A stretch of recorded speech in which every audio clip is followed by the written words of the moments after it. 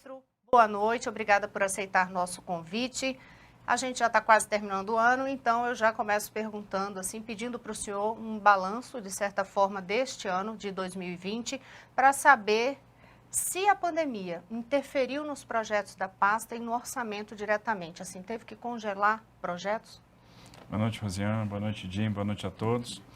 Não, ela não interferiu diretamente. Óbvio que ela impôs a nós um grande desafio e o primeiro deles era manter a logística funcionando. Observe que ia ser muito difícil a gente enfrentar uma pandemia, né, com toda a restrição que a situação impunha, com uma situação de desabastecimento, né? A gente potencializaria os efeitos negativos e foi uma determinação do presidente logo no começo que a gente atuasse para garantir a logística. E a gente conseguiu enfrentar a pandemia com postos abastecidos, com gás de cozinha chegando na ponta, com os remédios chegando nas farmácias, com os EPIs chegando nas pontas para os profissionais de saúde e com alimentos chegando nos supermercados. Esse foi o primeiro grande desafio. Tomamos uma providência, né, uma decisão de não parar absolutamente nada no Ministério e isso permitiu que a gente chegasse agora no final do ano com aproximadamente 70 obras, mais de 70 obras entregues. A gente deve fechar o ano com perto de 85 obras entregues, uma forte execução orçamentária. Então, conseguimos realmente trabalhar bastante na provisão da infraestrutura. Óbvio, com todas as cautelas, o uso do EPI já é frequente na construção civil, já faz parte da cultura da construção civil. Então, não era nenhum desafio o uso da máscara, da bota, da luva. Tomamos os cuidados de fazer a triagem na chegada dos canteiros, espaçamento no transporte, espaçamento nas áreas de refeitório. Então, conseguimos tocar as obras sem problemas sanitários, sem problemas de poucos acometimentos, né, com a doença, sem óbitos e com alguns canteiros com muita gente trabalhando. E como um dos grandes objetivos nossos sempre foi a transferência maciça de ativos para a iniciativa privada, nós também não paramos a atividade de estruturação de projetos para concessão. Conseguimos aí estruturar uma quantidade muito grande.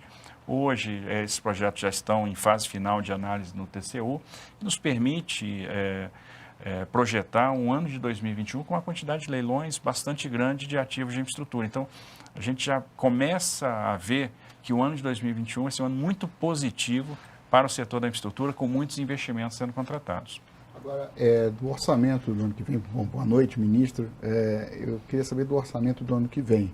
Há uma perspectiva aí do orçamento, por causa dos problemas fiscais que temos, ser baixo, cerca de 30% do que era há alguns anos atrás.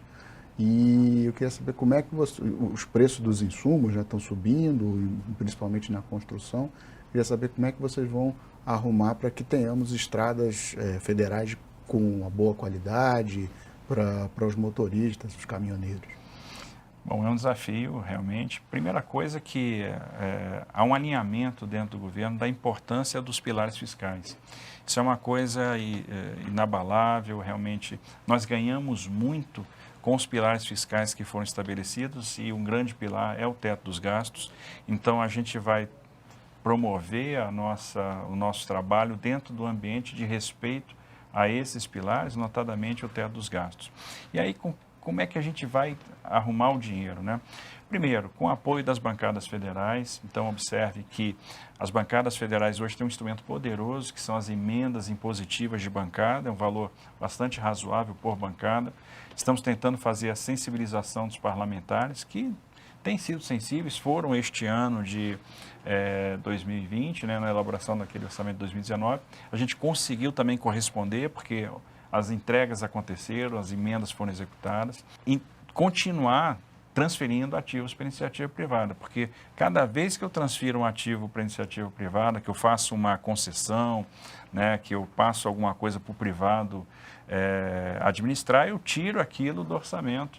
Então, é uma pressão a menos e começa a sobrar dinheiro para eu aplicar onde o privado não vai entrar, que são naquelas áreas mais deprimidas, mais distantes, mas que têm infraestrutura de relevância, sobretudo social, para ser executado. Agora, o senhor fala em dois pontos, orçamento e emendas, para ressaltar aqui para o nosso público, as emendas parlamentares é aquele dinheiro que o deputado ou o senador destina para projetos que são na base eleitoral dele, aqueles projetos muitas vezes de infraestrutura mesmo, que portanto ele pode destinar para alguns desses projetos que estão sendo desenvolvidos na região dele. Qual tem sido essa receptividade? O senhor tem alguma estimativa percentual, por exemplo, de quantos por cento vai conseguir destinar de emendas parlamentares para poder complementar os valores nessas obras? Olha, a receptividade tem sido bastante grande, né? Os parlamentares têm demandas, trazem essas demandas, trazem consigo também o senso de urgência. Então, todo parlamentar traz para nós a necessidade da pavimentação daquele trecho de rodovia, ou de manutenção de uma rodovia que está ruim, ou aquela ponte que precisa ser feita. E, obviamente, a gente já passa para ele, olha, tudo bem, entendo que isso aqui é prioritário, está dentro da nossa hierarquização, a gente enxerga isso como muito importante, mas vai ser muito importante também que você nos ajude, né, aportando a sua emenda, né, alocando recursos para que a gente possa fazer essa obra. Ano passado, a gente conseguiu em torno de 26% do nosso orçamento, incrementar em 26% com recursos de emendas. E o que nós projetamos para esse ano, em função das características de 2021, é que a gente consiga avançar um pouquinho mais do que isso. Eu acho que a gente ainda vai conseguir um valor um pouco superior àquele que nós conseguimos no ano passado. E que obra? Chegaria a 50%? Não, mas eu acho que vai passar dos 30%. Passa de 30%. E quais obras? Tenho certeza que a 470 Santa Catarina vai receber, a 280 Santa Catarina, a 163 em Santa Catarina, a 116 Rio Grande do Sul, né, a 040 no Rio de Janeiro, a 493 Rio de Janeiro, a 153 em Tocantins e por aí vai. Assim, a 319 Amazonas. Né? Então, nós temos o contorno de Mestre Álvaro, né, na 101 Espírito Santo. Então, eu tenho certeza, e aí por aí vai, né, no Brasil inteiro nós vamos ter uma série de obras, as bancadas estão participando muito, é bonito de ver, e talvez seja uma parte da atuação parlamentar que a sociedade às vezes não perceba, mas que para nós é muito importante, vai agregar realmente recurso e possibilidade da gente levar a política pública lá na ponta da linha. Bom, ministro, falando da parte de rodovias, tem as rodovias que estão sob a concessão, sob a atuação do governo federal e tem as que estão sob pedágio. E há muita reclamação por parte da população de rodovias que estão cobrando pedágio e não estão prestando serviço. E por parte dos operadores dessas rodovias, alguns reclamam que os governos anteriores não cumpriram com suas partes, enfim. Como é que vocês estão encaminhando para solucionar esse problema e efetivamente exigir de quem está lá cobrando pedágio que faça as obras que estão previstas e prometidas? Olha, quando a gente chegou ano passado, a gente estabeleceu a atuação do Ministério em 4 pilares. O primeiro, a transferência de ativos para a iniciativa privada. O segundo, a resolução dos problemas do passado, e aí entram essas concessões. O terceiro, a conclusões de obras que estavam inacabadas. E o quarto, o fortalecimento institucional. O usuário tem toda a razão de ficar chateado. Existem rodovias realmente que o usuário paga pedágio e não sabe por que está pagando pedágio, ele não percebe a prestação do serviço.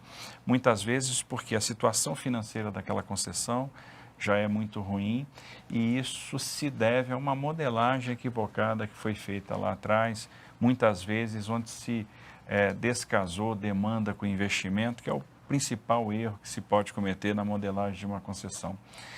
O que nos cabe agora? Tentar consertar isso. De que forma? Primeiro, pela via da relicitação, que é uma forma inteligente de tentar resolver o problema sem, levando em consideração as questões regulatórias, né? Sem nenhum cavalo de pau, sem mudar a regra do jogo. Por quê? Aquele concessionário que não tem mais condição de adimplir com as suas obrigações, ele sinaliza, olha, não consigo, estou endividado, a concessão não faz mais sentido. Ok, quer devolver a concessão, a gente estrutura um novo projeto. Enquanto isso, ele está pelo menos fazendo a manutenção e a operação, prestando serviço mecânico, socorro mecânico, serviço de saúde, né? E fazendo a manutenção mínima, até que a gente coloque lá uma nova empresa e faça a substituição, então, de concessionário. Do contrário, se não houver essa sinalização, aí nós vamos ter que conduzir os processos de caducidade, que são os processos de extinção desses contratos, para que a gente possa, então, fazer uma nova licitação. O problema é que os processos de extinção eles são demorados, porque eles têm várias etapas, então fica muito mais rápido e não há solução de continuidade para o usuário se houver a relicitação, que é o caminho preferencial. Felizmente, boa parte das concessionárias já estão aderindo à relicitação. Isso vai permitir a gente equilibrar o nosso sistema e prover concessões melhores que vão realmente prestar o serviço para os cidadãos. Que rodovias, por exemplo, podem ser relicitadas? Eu não sei se ainda agora nesse fim de ano, mas para 2021. Olha, a gente já está estruturando a nova licitação da 040, né, que faz a ligação de Brasília até Juiz de Fora. Já estamos estruturando a relicitação da 163 Mato Grosso do Sul e estamos negociando a devolução da 060, que sai aqui do DF, pega, vai em direção a Goiânia, pega também o trecho da 262 em Minas Gerais, além do aeroporto de Viracopos e o aeroporto de São Gonçalo do Amarante. Esses são os ativos que estão já na mesa de negociação para devolução, alguns já, inclusive, num processo bem mais adiantado, como o aeroporto de Viracopos, a 040 e o de São Gonçalo do Amarante. Na 163 Mato Grosso, é muito possível que a gente construa uma solução privada em breve, ou seja, uma transferência de ativo para um novo concessionário, que aí vai herdar, vai assumir aquele contrato lá de trás, mas vai ter um tempo para realizar os investimentos que deixaram de ser feitos, também uma boa medida para o usuário. Nosso objetivo é não deixar o usuário desassistido. Qual vai ser o impacto disso no preço do pedágio nessas regiões? Olha, a gente precisa construir uma boa equação, porque quando se fala numa concessão, todo mundo quer muito investimento. Olha, eu quero duplicação, olha, eu queria aquela ponte, aquele viaduto, eu quero passarela. E, obviamente, quanto mais coisa a gente bota dentro da concessão, mais alto o pedágio fica, porque é o pedágio que vai remunerar esse investimento todo. Então, às vezes, são objetivos quase que inconciliáveis. O que nós temos que fazer? Atingir um equilíbrio. Qual é a tarifa justa para oferecer aquele serviço que é necessário? As novas concessões vão trazer rodovias mais seguras, primeira coisa. O impacto na segurança vai ser muito maior, porque a gente vai trazer o que tem de melhor em termos de estruturação de operação, metodologia de classificação de segurança, a mesma que existe no exterior. Então, as nossas rodovias vão ter o mesmo sistema de classificação de segurança que as rodovias estrangeiras. Sistema de detecção de incidentes, câmeras inteligentes, né, que vão estar interconectadas com os órgãos de segurança, iluminação de LED, enfim. Além dos investimentos em duplicação, terceira faixa, né, faixas adicionais. Então, é um benefício bastante grande e a gente está tentando equilibrar isso com tarifas que sejam palatáveis. Posso citar um exemplo interessante que é o da nova Dutra. A gente vai colocar na Dutra mais de 15 bilhões de investimentos, vamos ter a nova descida da Serra das Araras, 4 faixas para subir, 4 faixas para descer, iluminação de LED de ponta a ponta, muita terceira, quarta faixa já no Vale do Paraíba também. Então, tem uma série de melhorias que estão sendo agregadas. E estamos agregando a Rio Santos, né, com a duplicação até Angra dos Reis, melhorias até Ubatuba. E para o usuário que sai do Rio de Janeiro e chega a São Paulo, a tarifa vai ficar, no mínimo, 20% mais barata. Esse é o valor de face para leilão. Agora, esse desconto pode chegar até 35%, dependendo do resultado do leilão. Então, a gente pode ter o usuário saindo do Rio para São Paulo com uma rodovia muito mais moderna, pagando 35% a menos do que paga hoje. No caso da Dutra, houve uma polêmica no ano passado, quando foi colocado em audiência pública, que era sobre o pedagiamento na região metropolitana de São Paulo. Queria que o senhor explicasse a forma como os senhores encontraram para fazer as ampliações lá e fazer uma cobrança de pedágio específica, que vai ser só para alguns tipos de usuários.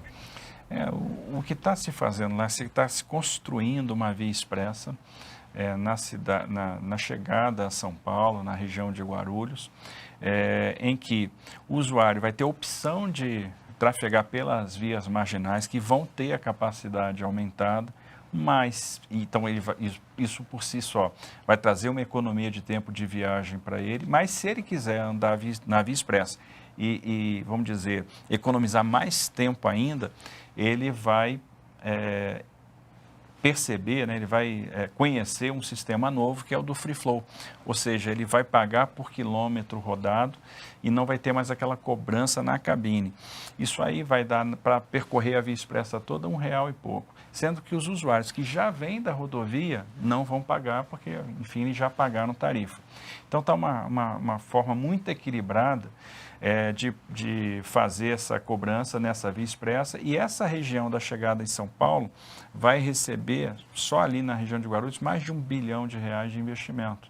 Então, o tempo de viagem economizado estimado é bastante grande em relação ao que tem hoje, então a gente vai ter uma fluidez muito maior com uma tarifa extremamente barata, extremamente justa. Redução dos valores de pedágio era um dos pontos ali da pauta dos caminhoneiros. A gente sabe que tem vários outros, entre ele a discussão ampla sobre a tabela de frete. Para onde caminha esse debate da tabela de frete? O senhor já tinha falado sobre que chegaria um momento que isso não seria mais necessário. Chegou esse momento, ministro? Eu entendo que hoje há uma maturidade muito grande dos caminhoneiros, né, que é um profissional super importante para o Brasil, que a tabela talvez não tenha trazido os benefícios que eles esperavam lá atrás. Isso porque existe um regime de concorrência no mercado, né? Existem várias empresas de transporte que têm frota, que conseguem operar com margens diferentes, às vezes sendo mais competitivos. Então, existe já uma percepção que talvez a tabela não tenha surtido os efeitos. Outra percepção que ele já tem é que é importante que o Brasil volte a crescer, porque isso vai recuperar a demanda, e a demanda vai puxar o preço, vai trazer um preço melhor para o frete. Agora, da nossa parte, o que nós temos que fazer neste momento? Melhorar a qualidade de vida do caminhoneiro. Nós estamos estamos estruturando, primeiro, os postos de parada e descanso. Então, as concessões agora, a partir já da concessão da BR-153, que sai de Goiás e vai até a Aliança do Tocantins, já vão contar com postos de parada e descanso operados pelo concessionário, local para repouso, para prestação de alguns serviços, seguro, cercado, iluminado. A segunda questão, nós vamos estruturar um programa no Ministério de recepção aos caminhoneiros nos portos, para que o caminhoneiro tenha mais conforto e mais qualidade de vida com a família na chegada dos portos, que é um problema grave hoje e tende a aumentar com o aumento de movimento nesses portos. Uma outra questão é a revisão das normas de pesagem, que é uma demanda frequente. Então, a gente deve estabelecer uma nova regra de pesagem, a gente está fazendo isso com base em estudo técnico, vendo como é que se comportam os ciclos de manutenção, liberando caminhões até um determinado peso da pesagem por eixo. Para esses caminhões a gente vai fazer só o peso bruto total e aumentando a tolerância de peso por eixo. Nós vamos criar o documento de transporte eletrônico, isso aí vai representar uma grande simplificação, onde a gente unifica 12, 13, 15 documentos de transporte num único documento, e esse documento de transporte eletrônico ele vai ajudar a bancarizar o caminhoneiro. Então, ele vai dar acesso ao capital de giro, que é uma coisa que ele não tem hoje, né? Porque ele se transforma num recebível. E isso elimina também, pela facilidade de emissão, a necessidade de uma série de intermediários que atuam no sistema. E quanto mais intermediários eu tenho, parte da renda vai ficando. Então, o Brasil hoje tem uma situação onde o embarcador paga muito caro pelo frete e o caminhoneiro recebe muito pouco. Ora, se o embarcador paga muito e o caminhoneiro recebe pouco, o dinheiro está se perdendo no meio do caminho, muito em função da atuação desses atravessadores, né, que atuam aí no sistema de transportes. É uma coisa que vai cada vez ser melhorada, né, com um incremento da tecnologia de informação e principalmente com o advento do documento de transporte eletrônico. Ministra, mais recente de debate nesse setor dos caminhoneiros é em relação ao projeto do BR do Mar, que é um projeto de tentar ampliar a navegação de cabotagem com navios aqui do Brasil. Os caminhoneiros estão preocupados em perder carga para os navios, e aí eu queria que o senhor pudesse explicar um pouco esse projeto e se efetivamente haverá perdas para essa categoria. Não haverá perdas, haverá mudança de tipo de transporte, né? Observe que nós temos muito poucas embarcações operando na costa brasileira com a cabotagem. Então, o projeto ele traz regras diferentes de afretamento de embarcações justamente para que a gente possa aumentar a quantidade de embarcações operando na costa. Agora, esse aumento não é nada em relação ao total de carga que nós temos sendo movimentado no Brasil todos os anos. E uma coisa que tem que ficar clara é que o navio não para na porta da indústria, não para na porta da fazenda. Então, se 18 mil contêineres vão embarcar no navio, 18 mil contêineres têm que chegar no porto, 18 mil contêineres têm que sair do porto. E eles vão chegar no porto e vão sair do porto, na maioria das vezes, de caminhão. Então, nós vamos aumentar, na verdade, fluxos de curta distância, que são justamente os fluxos onde o caminhoneiro ganha mais por quilômetro rodado, descansa, dorme em casa, fica mais perto da família, desgasta menos equipamento e, portanto, tem maior receita. Vários fluxos de exportação e fluxos intrarregionais não vão sofrer qualquer alteração com o incremento da quantidade de embarcações navegando na costa. Então, se a gente pensa que vai aumentar em 40% as embarcações em operação na costa brasileira, ou vamos sair de 1.200.000 teus para 2 milhões de teus, ou seja, vamos transportar 800 mil contêineres a mais, isso em termos de volume de transporte é nada perto do que o Brasil transporta. Então, vai ser quase que imperceptível para o caminhoneiro. Na verdade, aqueles que operam no porto vão trabalhar ainda mais. É chiadeira, ministro, desnecessária, então? Não, eu acho que é um pouco de desconhecimento do que está no projeto. E, obviamente, alguém, assim, às vezes tenta usar a categoria porque é contra o projeto. Então, é uma coisa que a gente combate com informação. Vamos procurar dar o máximo de informação acerca do projeto para que todos tenham a compreensão de como que funciona, para ter essa tranquilidade. Nós estamos absolutamente tranquilos e não proporíamos um projeto que vá prejudicar, por exemplo, a categoria que é importante para nós. Ainda nesse ponto, ministro, vou abordar mais uma questão, porque tem esse temor e essa reclamação da base dos caminhoneiros, mas dentro da área de portos mesmo, os sindicatos também fazem reclamação de que o foco estaria sendo muito dado para a quantidade de embarcações. De que forma vocês vão equacionar isso? Observe que a gente colocou um projeto para debate no Congresso Nacional. Isso é um gesto muito importante. Nós podíamos ter lançado uma medida provisória, não lançamos justamente para que houvesse a possibilidade do aperfeiçoamento, aliás, que sempre há, inclusive nas medidas provisórias. Só que quando vem a medida provisória, a eficácia é imediata. Segundo, o projeto foi muito debatido com o setor ao longo desses últimos 2 anos. Então, a gente consultou os usuários de transporte, a gente consultou a Marinha do Brasil, o Ministério da Economia, para tentar achar a melhor equação possível, o melhor produto possível. E, obviamente, esses projetos sempre estão abertos ao debate e ao aperfeiçoamento, né? Até porque ninguém é dono da verdade. O que o projeto está fazendo? Fica mais fácil criar uma empresa brasileira de navegação. Essa empresa brasileira de navegação pode ser criada a partir de um contrato de afretamento. Não vai ser mais necessário ter uma embarcação própria. Segundo, nós vamos ter uma flexibilidade maior de fazer o afretamento a casco nu. E também nós vamos ter mais hipóteses de afretamento a tempo.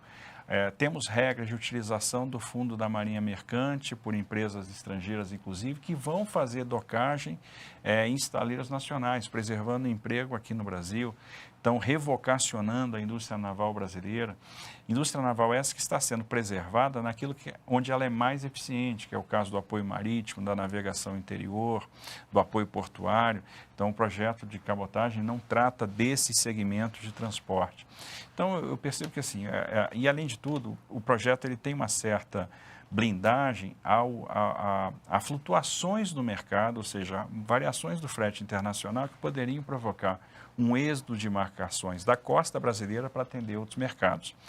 Então, entendo que é um projeto muito equilibrado, foi extremamente debatido, que conta com o apoio da maioria dos usuários. Obviamente, consenso é difícil de se estabelecer, mas é um projeto que tem muitas virtudes e, obviamente, sempre haverá espaço para contribuições importantes, oportunas, que sejam feitas agora na tramitação no Congresso. E as mudanças na Câmara e no Senado, da presidência das duas casas, você acha que pode, de alguma maneira, interferir aí no andamento do projeto? Eu não creio, assim, porque no final das contas é uma pauta de Estado, né, que foi priorizada. Entendo que, independente do desfecho, esse projeto vai continuar com essa chancela de prioridade. É uma prioridade para o governo do presidente Bolsonaro e vai continuar assim.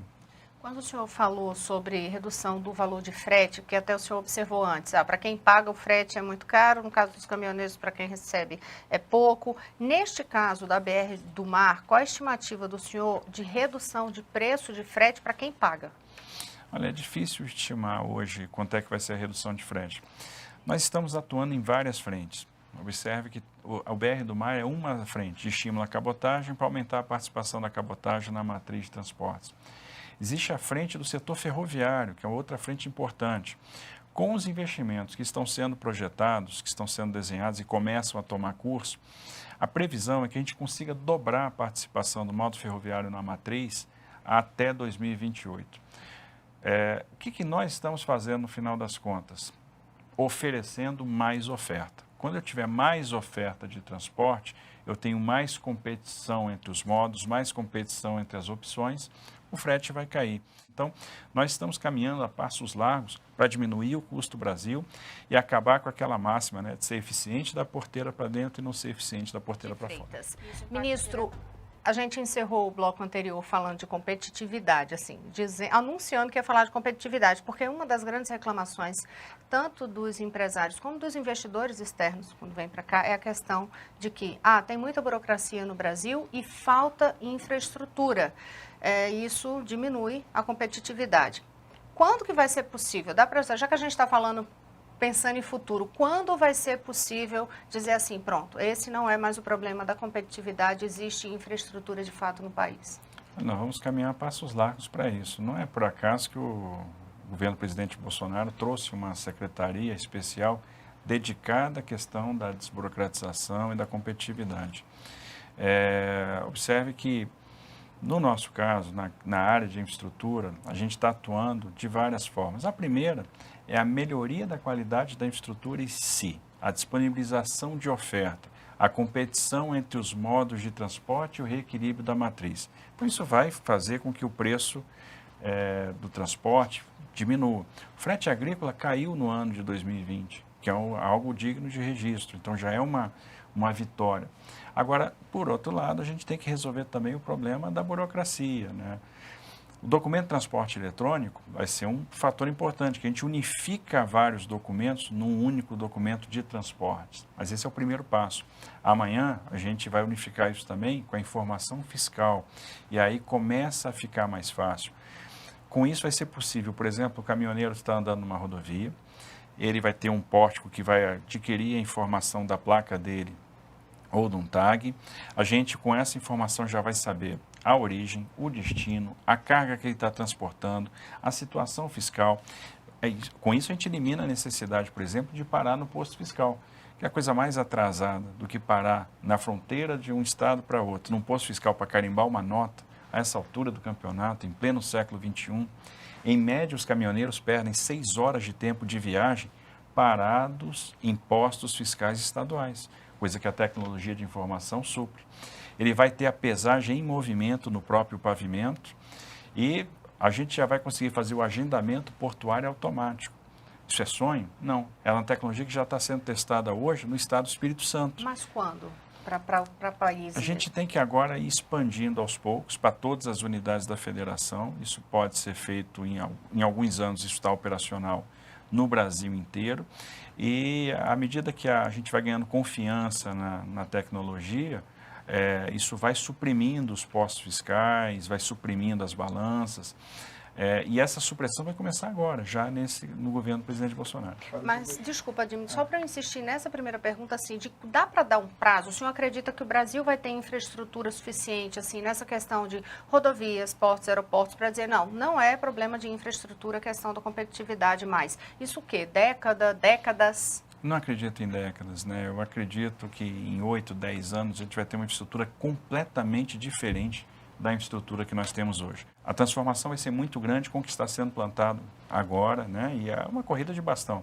Vamos correr o melhor que pode, vamos passar o bastão numa situação muito melhor do que a que nós recebemos. Houve no início do governo Bolsonaro uma grande esperança de que várias legislações pudessem ser alteradas, modificadas, entre elas, por exemplo, a lei ambiental. Mas isso não andou muito no Congresso.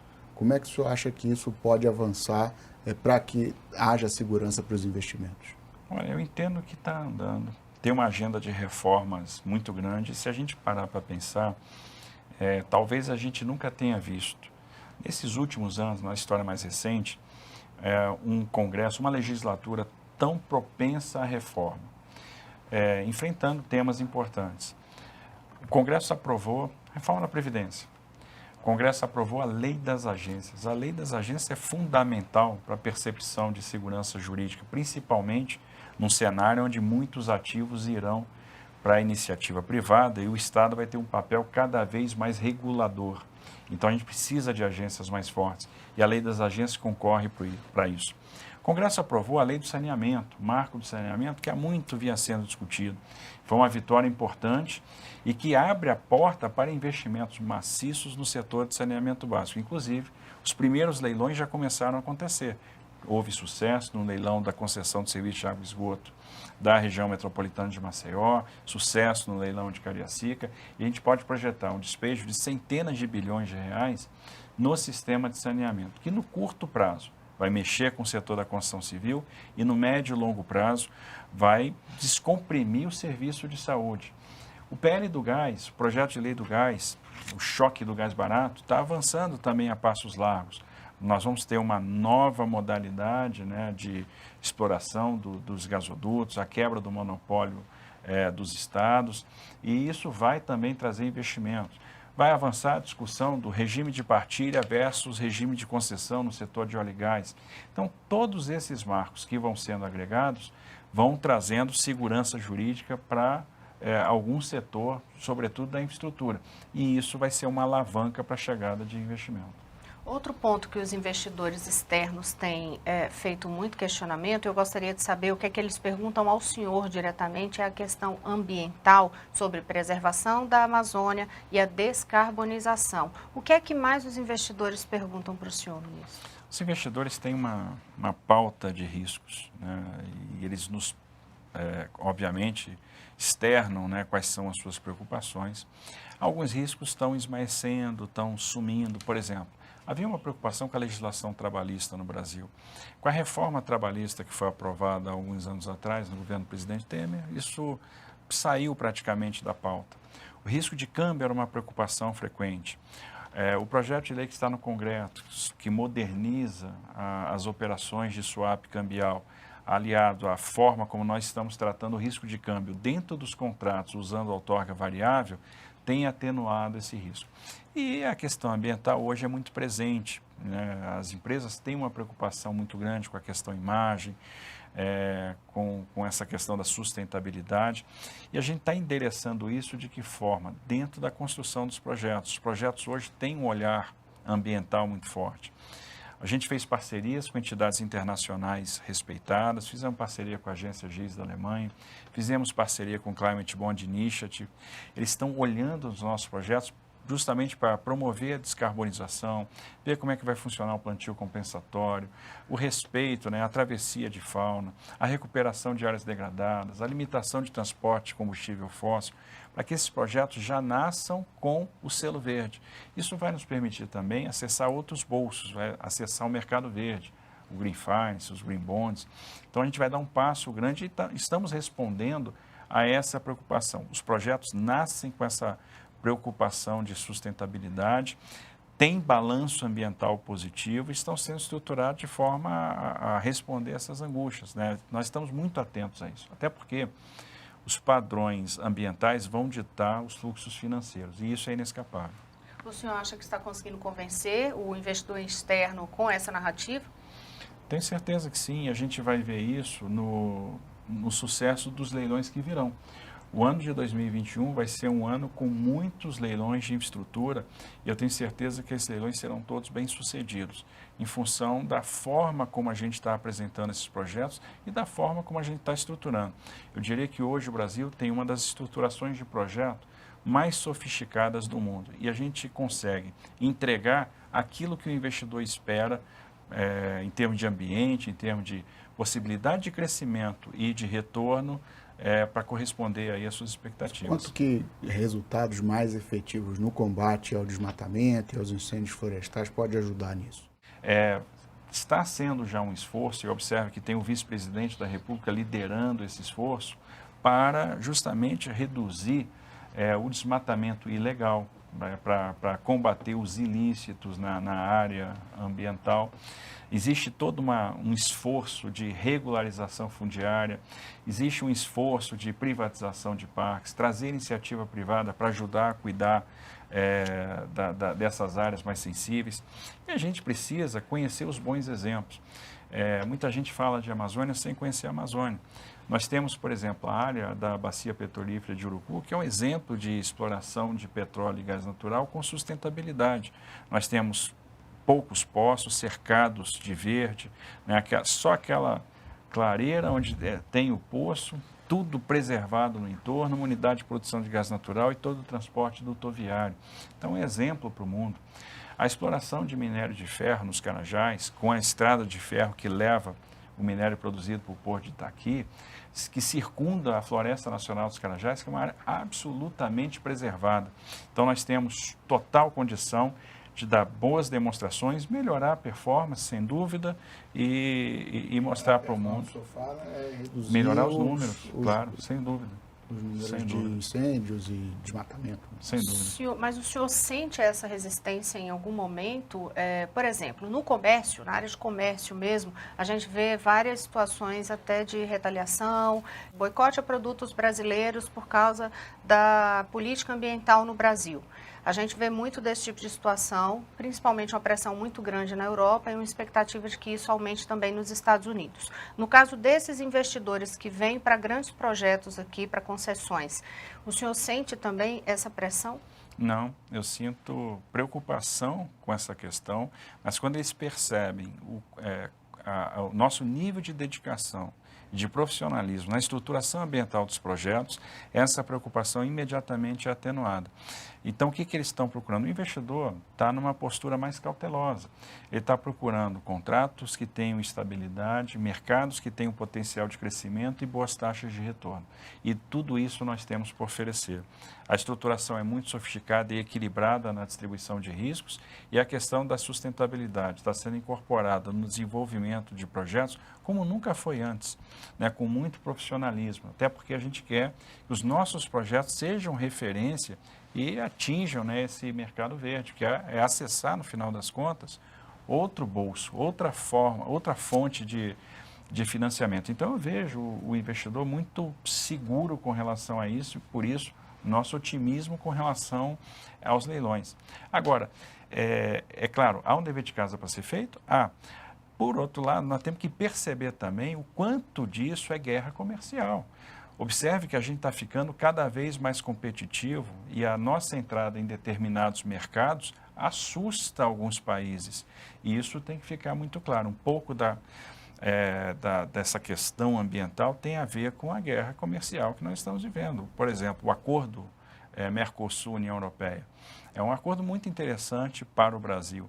É um acordo ruim para alguns países produtores de produtos agrícolas lá na Europa. Ministro, o que é que o senhor vai conseguir, nessa sua gestão, entregar mais? A finalização de obras que estavam inacabadas ou projetos novos? Finalização de obras inacabadas, sem sombra de dúvida.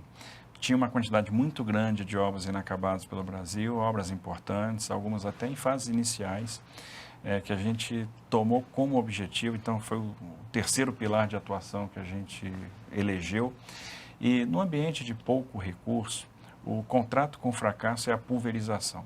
Se eu pulverizar muito, eu abro várias frentes e não termino nada. Então, o segredo do sucesso é o foco. Então, nós vamos focar em obras que sejam relevantes do ponto de vista social, do ponto de vista econômico, que conversem com infraestruturas que vão ser transferidas para a iniciativa privada ou que sejam importantes, de fato, para a produção ou para a integração nacional, né, sejam importantes para a sociedade. Então, esse vai ser o grande foco de atuação. Alguma obra ou outra nós vamos iniciar, mas o grande foco é concluir aquilo que está em andamento. Números, eu adoro os números. Olha, é difícil estimar. Assim, a gente vai chegar no final deste ano com 85 obras concluídas. E eu acho que a gente deve chegar no ano que vem com igual número de obras, né, com uma execução aí também bastante forte de orçamento, na casa dos 8, 9 bi. Eu sei que o Jimmy está ali ansioso para fazer uma pergunta e que é extremamente importante, mas ainda dessa questão de obras, termina entrando uma discussão política. Ah, mas aí o governo fica só concluindo obras do passado. Politicamente isso é bom, ministro? Eu acho que socialmente é bom. Acho que como brasileiro eu gostaria de ver obras sendo acabadas, né? Imagina a gente deixar uma obra inacabada porque não foi esse governo que começou. Nós temos que perceber que a infraestrutura é uma questão de Estado. E o presidente Bolsonaro sempre encarou a infraestrutura dessa forma, desde o início, já na montagem da equipe. E permitindo a continuidade, a manutenção dos projetos que estavam em andamento. Esse é o segredo de sucesso e só assim a gente vai ter uma infraestrutura desenvolvida em alguns anos. É uma questão que começou a ficar latente recentemente com a mudança que o governo fez no mercado de ônibus interestaduais.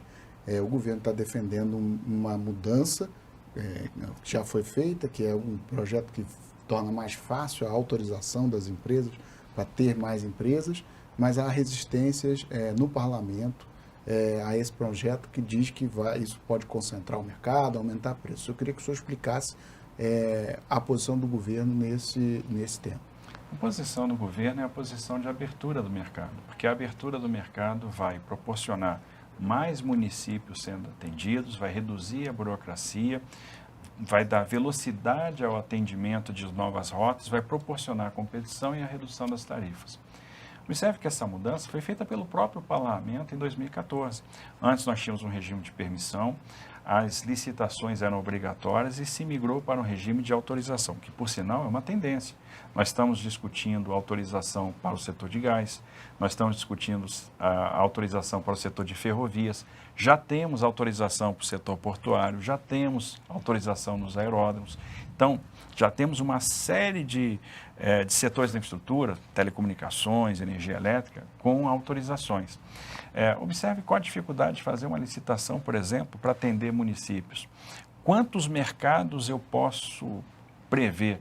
Ora, se eu tenho no Brasil 5.570 municípios e uma ligação AB a um mercado, eu tenho 15 milhões, mais de 15 milhões de mercados possíveis. Como é que você estrutura uma licitação para isso? Tanto é verdade que, no tempo de vigência da Lei 10.233, e ela foi modificada em 2014, nunca houve uma licitação de linha de ônibus. As linhas que operam hoje operavam por permissões que eram precárias, e essas permissões foram transformadas em autorizações. Mas não há risco de regiões menos populosas ficarem sem atendimento? Não, na verdade, observe, quem opera hoje é porque viu ali alguma atratividade para operar, porque ninguém é obrigado a operar linha nenhuma. A gente não faz operação de mercado condicionado. Você só ganha este mercado se operar aquele também. Não existe. As empresas têm liberdade para qualquer momento deixar de operar mercados. O efeito é o contrário. Algumas empresas estão fazendo prospecção de mercados e desde que a gente começou a operar com esse regime de autorização de forma mais livre, 600 novos municípios, mais 600 municípios, tiveram acesso a um serviço de ônibus que não tinham anteriormente. E o efeito que a gente está observando já é redução de tarifa. E segurança? A questão da segurança, como é que fica? A gente estabelece os requisitos de segurança, porque quando a gente vai dar uma autorização, eu vou verificar regularidade fiscal da empresa, idade de frota, capacidade de treinamento dos motoristas, existência de pontos de apoio para substituição de motoristas em viagens que são mais longas. Então, de forma nenhuma, a segurança vai ser negligenciada. Pensar 2021, ministro, o que é que realmente vai ter de leilão para o próximo ano? Nós vamos ter uns leilões bem interessantes, né? Nós vamos ter o leilão da ferrovia de integração Oeste-Leste, de Caetité até Ilhéus. Nós vamos ter o leilão da Ferrogrão. Nós vamos ter 22 aeroportos em 3 blocos, o Bloco Norte, o Bloco Central e o Bloco Sul. Nós vamos ter o leilão da Nova Dutra, o leilão de todas as rodovias do Paraná, o anel de integração do Paraná, o leilão da 163 Pará, aquela que a gente acabou, depois de 47 anos de obra, já vai passar para iniciativa privada. O leilão da 153, né, ligando Goiás ao estado de Tocantins. Então vai ter muita coisa interessante para vir e a primeira privatização portuária, que vai ser a desestatização da Companhia Docas do Espírito Santo. E quanto que isso deve trazer de recursos, ministro? Olha, o nosso foco nunca foi e não será arrecadatório, né? Esse é o efeito subsidiário e é difícil de estimar porque depende muito da competição. O importante é que a gente vai contratar até o final de 2022 250 bilhões de reais em investimento. E isso é transformação. Ministro, a gente já está encerrando a entrevista, mas eu tenho que perguntar uma coisa para o senhor. O senhor é um ministro que recebe vários elogios na iniciativa privada, dentro do próprio governo também. O segredo disso é focar no técnico e não se meter com a política? Tem alguma relação? Eu acho que foco é fundamental. Primeiro, eu tenho que agradecer o presidente, porque foi muito corajoso e fez um rompimento que, sem dúvida nenhuma, já é um legado, né? Ele atribuiu, colocou técnicos nos ministérios técnicos e é necessário muita coragem para fazer esse rompimento. Diria que outro presidente eleito em 2018 não teria feito da mesma forma. E nos deu liberdade para montar os times. Nós botamos um craque em cada posição. Então, o meu time é muito bom, é muito competente, eles fazem tudo. Eu brinco lá no Ministério que eu sou o pinguim de Madagascar, sorri e acene, que eles fazem o resto, eles trabalham, eles dão solução para os problemas que são complexos. Por quê? Porque conhecem muito o setor. E o resto é foco. A gente estabeleceu uma linha de ação em 2019, as 4 metas, né, os 4 pilares de atuação e os projetos que a gente ia atacar. E nós estamos seguindo isso de forma muito rígida, a gente não tem desvio e é isso que nós vamos entregar no final de 22. O senhor que teve em outros governos, em uma palavra, o que é diferente no atual? Eu acho que a forma, o compromisso com o Brasil é diferente.